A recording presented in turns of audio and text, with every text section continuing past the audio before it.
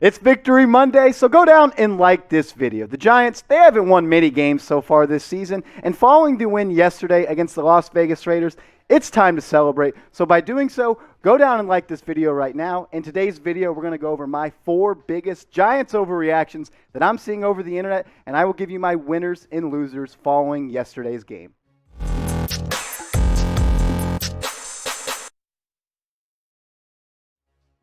You are watching New York Giants Now by Chat Sports. I'm your host, Marshall Green, and I'm still riding high off of that win over the Las Vegas Raiders, and I know you are too, so we're going to keep touching on yesterday's game. In today's video, first off, we're going to get into my biggest winners and losers on the Giants on the offensive side and the defensive side of the football. And the first guy that I want to touch on, that I know everybody's hyped about, he's starting to get more snaps on the defensive side of the football, that is Quincy Roche. Yesterday, he played in about 70% of the defensive snaps for the New York Giants, a season high for him, and he is really coming into his own. And everybody knows the play of the game, the strip sack on Derek Carr on the last drive of the game when the Raiders were trying to tie it up. Big ups to Quincy Roche. I'm pumped to see him in the lineup, and he is really starting to play well. My second winner is Evan Engram. He had a lot of trade talks, a lot of speculation circulating and following him throughout the past couple of weeks, and yesterday he started the game off with a bang, ran a wheel route guarded by Jonathan Abrams, went over the top, mossed him, and scored the touchdown, the first touchdown for the Giants on the day. And I'm just pumped for Evan Engram. He deserves it. He's a hard worker. Everybody loves him in this locker room, so big ups to Evan Engram. He's a winner. Another winner, probably my biggest winner for the New York Giants, Xavier McKinney. He's starting to flash that potential that all of the draft experts talked about leading up in the NFL draft. He missed a large chunk of his rookie season last year because of that foot injury, but now he is starting to hit his stride. 2 interceptions yesterday, 1 back to the house. He is becoming a turnover machine, and that is what you want in a free safety. I am pumped about what Xavier McKinney has done the past couple of weeks.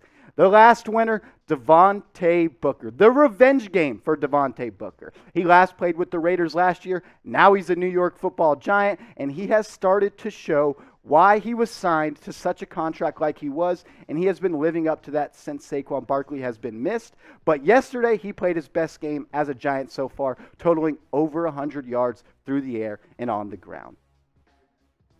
An extra winner, the last one, number 5. How could I forget? Patrick Graham.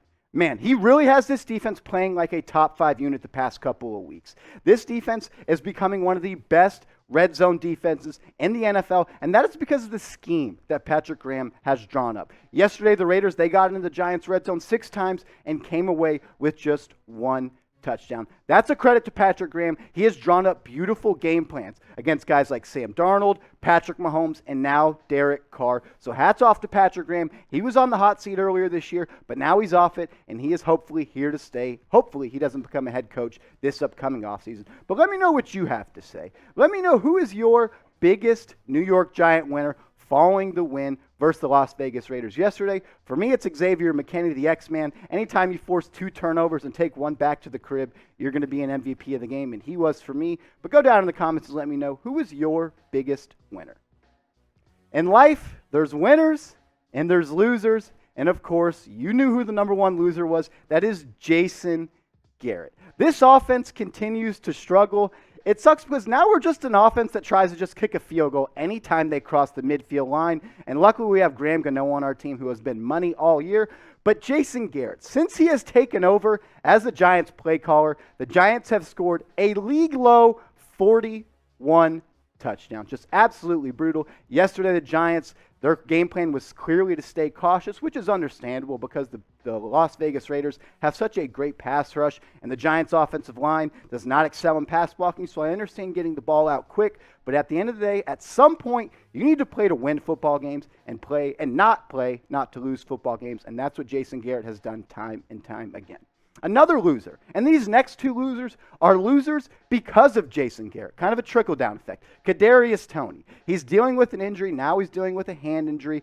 Only 1 catch yesterday. All week, everybody in the Giants locker room and all their coaches talked about how Kadarius Toney was 100%, but I don't get it. If he's 100% healthy, why is he only playing about 70% of the snap and only getting 1 target and 1 catch? I need to see that more. And same with this next guy, Kenny Golladay. He is also a loser because of Jason Garrett. I want to see Kenny Golladay used more in the red zone, where the Giants are last in the NFL in TD percentage. I mean, you did sign a 6'5" wide receiver that has had the best contested catch rate multiple times in the NFL, and he has just 2 red zone targets all season long. That falls on the shoulders of Jason Garrett. There were only 3 losers because when you win a football game, there's not too much bad you want to talk about, but wins are like Band-Aids. They cover up the bad, but I'm going to rip that sucker off, and I'm going to tell you the bad when it comes to the New York Giants. But let me know, get down in the comments and voice your thoughts. Who was the biggest loser for you against the Las Vegas Raiders? For me, it's Jason Garrett. I'm sick of the way this offense is. Maybe I just need to accept what they are at this point. I keep hoping every week they'll get better. Hey, maybe after the bye week when they get back Andrew Thomas and Saquon Barkley and have their full arsenal of weapons, they'll finally be that productive offense. But who knows? But get your votes in. Who is your biggest loser for the Giants versus the Raiders?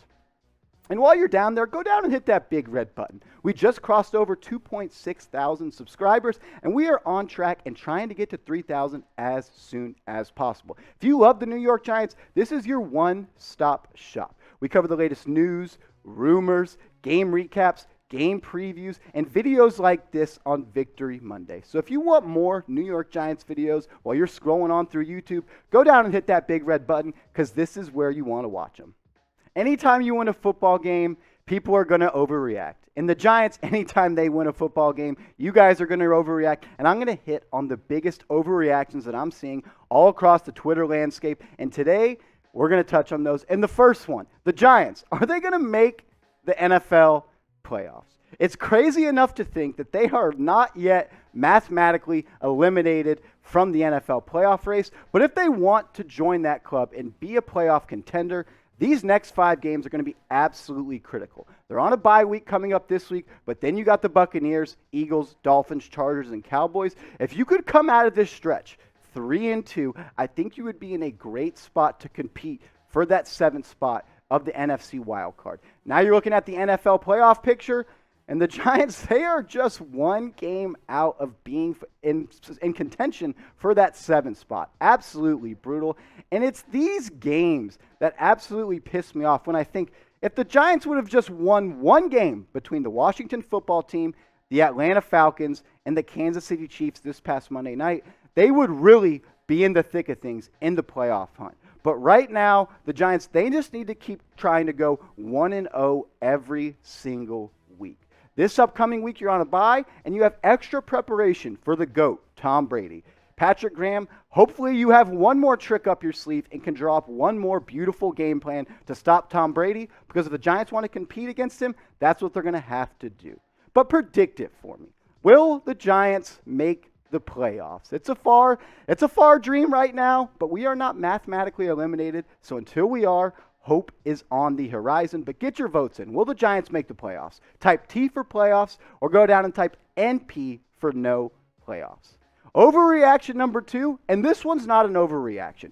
Xavier McKinney is the real deal, and he is starting to show why the Giants spent that 2nd-round draft pick on him when he came out of Alabama. That 40 time that he ran, it knocked him out of the 1st round, but as I say, 40 times don't make you a football player. Making plays and being a playmaker makes you a great football player, and that is what Xavier McKinney is. Yesterday against the Las Vegas Raiders, 7 tackles, 2 pass breakups, 2 interceptions, and 1 pick 6. For the season, something that I love about Xavier McKinney, his completion percentage when targeted, just 56.5, and his passer rating when targeted is just 48.2%. Xavier McKinney has turned into the best defensive back on this Giants team. That was held last year by James Bradberry, and hopefully Adoree Jackson was going to slide in and compliment James Bradberry, but now Xavier McKinney, with the loss of Jabril Peppers, has stepped up into that role of being the lead DB in this DB unit, and he is being a leader and has been playing all over the football field. I like him in that center field spot, but I also like it when he goes down into the box and can guard tight ends and be a run stopper. This guy is a very versatile piece that I hope is a Giant for a very long time. Patrick Graham, he has this defense cooking right now. What they did to the Las Vegas Raiders should not be overlooked. Derek Carr and this Raiders passing offense, I know they just lost Henry Ruggs, which is a key piece of that offense, was one of the best passing offenses in the NFL. And the fact that they were able to hold the Raiders to 1-6 in the red zone is absolutely beautiful. Patrick Graham, he is back on the seat of being a head coach candidate this offseason, but I hope he sticks around with the New York Giants because he is one of the best defensive coordinators in the NFL. On the past couple videos, I've asked you guys to follow me on Twitter, and I said I would shout out my next 10 Twitter followers, and here we are. So I want to give some love to these guys for following me on the bird. Calden_on. Thank you, Melissa. Coach Martino, that's my guy. We're always chopping it up in the DMs talking New York Giants football. I appreciate you.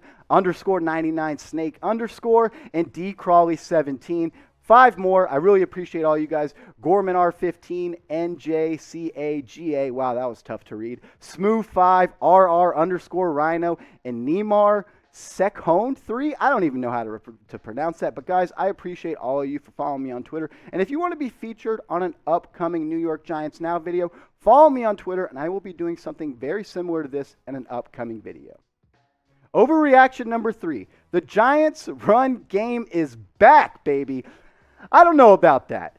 The Raiders, their interior defensive line is not a strong group. And Jason Garrett and this Giants offensive game plan was clearly to attack them up the middle. Their lead dive plays and ISO plays were called at an excruciating amount. And Devontae Booker, he took advantage in the revenge game. 21 carries for 99 yards.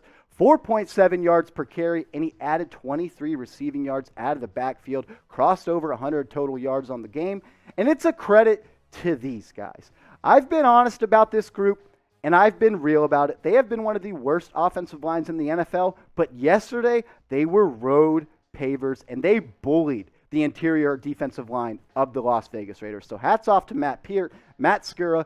Billy Price actually had a really good game, probably his best game out as a pro. So hats off to Billy, Will Hernandez, and Nate Solder. This was the Giants' offensive line, and they played absolutely great. The best they have looked all season long when it comes to run blocking. Overreaction number 4. Is it time to worry about Kenny Golladay? He was signed this offseason to be that wide receiver 1. He's been dealing with injuries, and injuries have been a thing throughout his NFL career. But his production has been something that has not lived up to the contract and the money. Production has never been a problem for Kenny Golladay. It's always been his availability, but this year he is not producing at the clip that the Giants and myself thought they would. Just 19 receptions on 31 targets, 16.3 yards per catch, which is extremely low for him, 310 yards and 0 touchdowns in just 6 games. My biggest beef with how Kenny Golladay is being used on this offense is the lack of red zone targets. Just 2 red zone targets in 6 games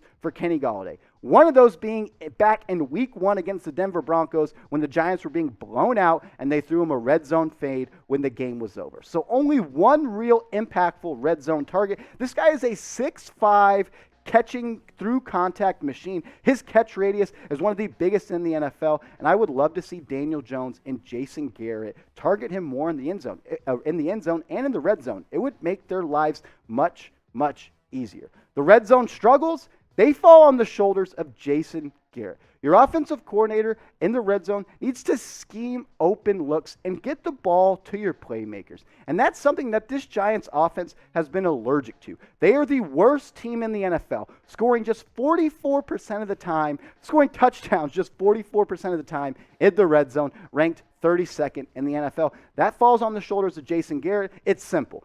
Get the ball to your playmakers in open space. Jason Garrett, write it down, say it out loud 5 more times out loud, and remember it. Get the ball to Kenny Golladay, get the ball to Kadarius Toney. Giants overreaction number 5, last one on today's show. Is the Evan Engram breakout here? Woo! I'm done drinking the Evan Engram Kool-Aid, but I like what I've seen from him the past 2 weeks. He had the touchdown on the out route against the Kansas City Chiefs, and yesterday he had the touchdown catch over Jonathan Abrams, which was a spark for this Giants offense. But I'm not ready to drink more Evan Engram Kool-Aid. I'd had enough of that. But I just want to see him continue to be a part in this Giants offense. It's always beautiful when he is, because he's such a dynamic playmaker when he catches the ball. That's always been a problem for him. But when he gets his hands on the ball, he's a playmaker, and I want to see him used more in this Giants offense.